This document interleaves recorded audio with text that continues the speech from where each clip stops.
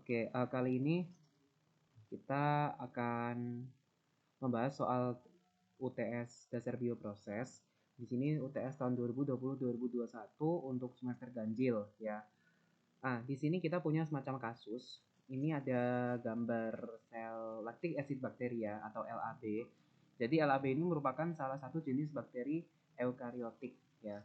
Nah, teman-teman bisa highlight dulu eukariotik yang digunakan dalam proses fermentasi glukosa untuk mendapatkan berbagai macam produk diantaranya lactic acid, bakteriosin, dan lipoteikoik acid. Nah, bakteriosin merupakan senyawa yang memiliki daya antibakteria tinggi. Oh ya, sebelumnya mungkin lactic acid bacteria ini kita lihat di sini digunakan dalam proses fermentasi ini juga bisa kita highlight ya.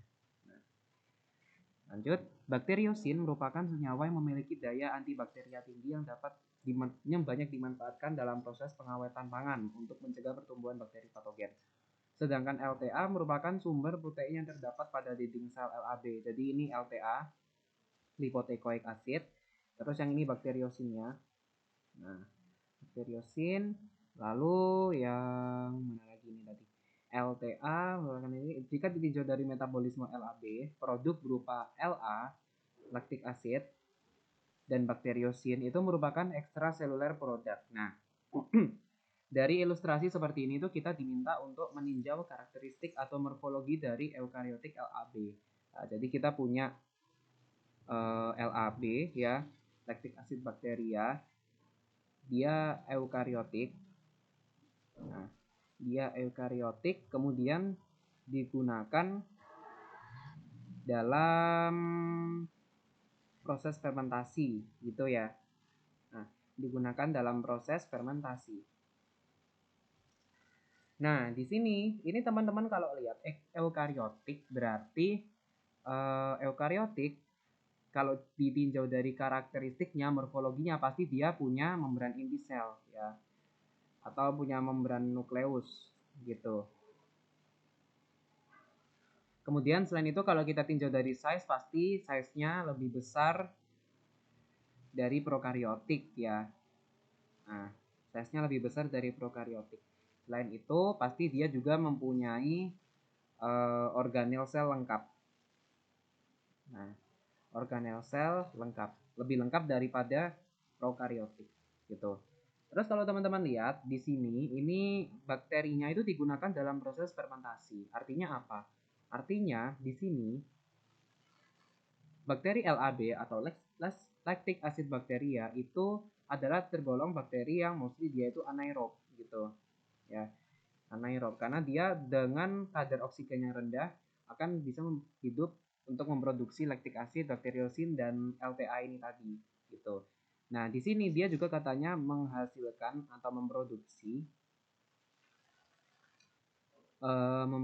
yang namanya itu di sini tadi apa tadi? LTA ya, atau lipoteikoik acid. Nah, lipoteikoik acid itu kalau teman-teman baca di PPT itu sebenarnya merujuk kepada salah satu ciri dari bakteri gram positif ya.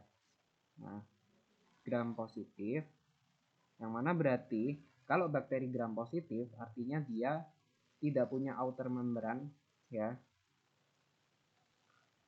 tidak punya outer membran. Nah, kemudian dia tidak punya outer membran dan tadi ya menghasilkan LTA karena dia punya LTA pada dinding sel. Nah, ini sebenarnya masih banyak lagi untuk karakteristik morfologi, teman-teman bisa explore lebih jauh. Di sini aku explore yang berdasarkan ilustrasi yang diberikan. Nah, kita lihat di sini bahwa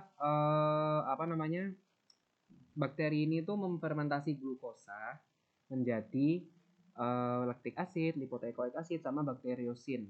Nah, di sini kalau kita gambarkan flow diagram prosesnya ya.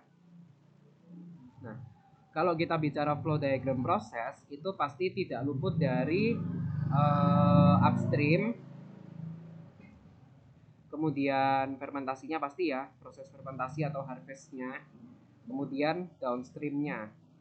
Nah, downstream ini pasti bakal menjadi bahasan utama dalam flow diagram proses. Nah, kalau kita bicara upstream, Upstream di sini tuh ada dua macam ya. Ada persiapan dari ininya,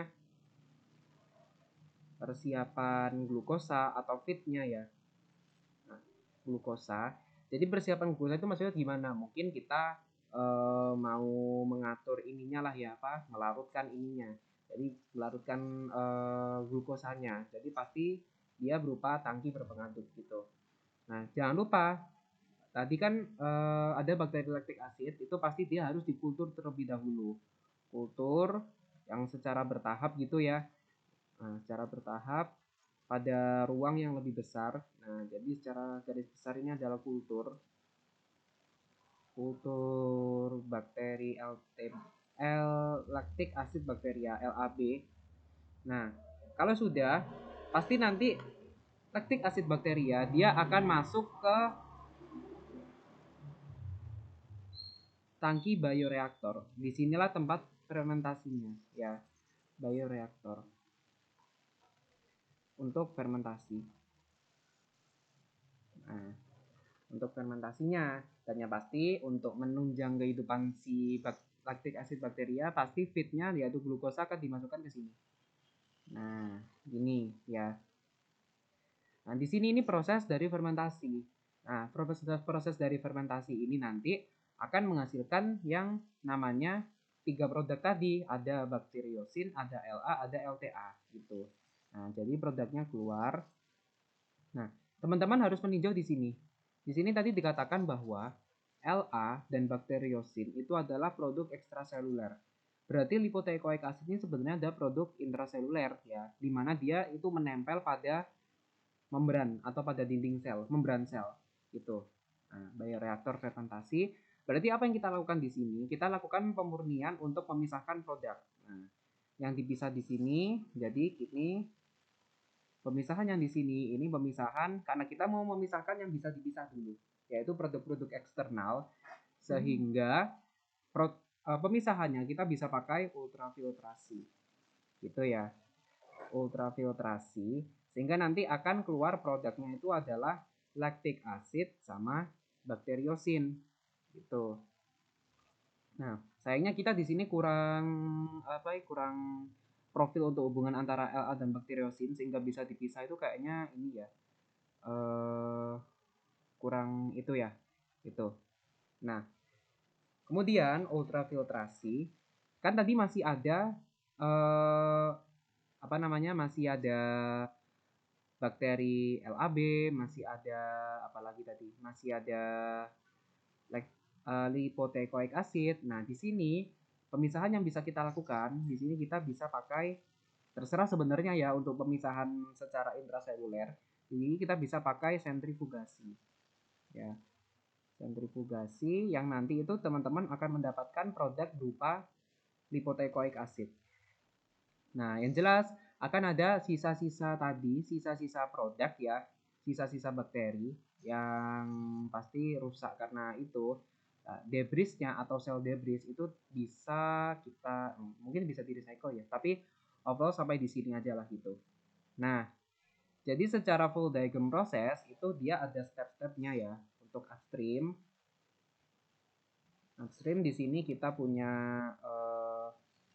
persiapan ini ya, persiapan glukosa. Maksudnya persiapan glukosa di sini mungkin kita larutkan gitu, pelarutan atau mungkin kalau ingin dalam bentuk molten harus dilelehkan dan lain sebagainya. Pokoknya kita persiapan feed lah gitu. Kemudian ada kultur ya, kultur bakteri. Nah, kultur bakteri ini dilakukan secara bertahap dari ruang yang kecil, kemudian makin besar sehingga dia bisa dimasukkan ke tangki bioreaktor. Kemudian ada harvest atau fermentasi. Kemudian ada downstream prosesnya. Nah, downstream prosesnya di sini kita meliputi pemurnian ya. Nah, pemurniannya dengan cara pemisahan ultrafiltrasi ya. Ultrafiltrasi sehingga nanti kita bisa dapatkan lactic acid dan bakteriosin. Nah, bakteriosin.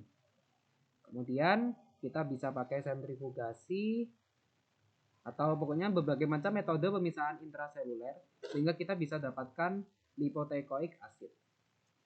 Jadi secara garis besar itu cara untuk mendapatkan multiple product dari fermentasi glukosa itu seperti itu. Nah, yang jelas kondisi operasi dari tangki bioreaktor di sini adalah minim oksigen pastinya ya. Karena kita ingin dia itu fermentasinya itu lebih baik gitu loh.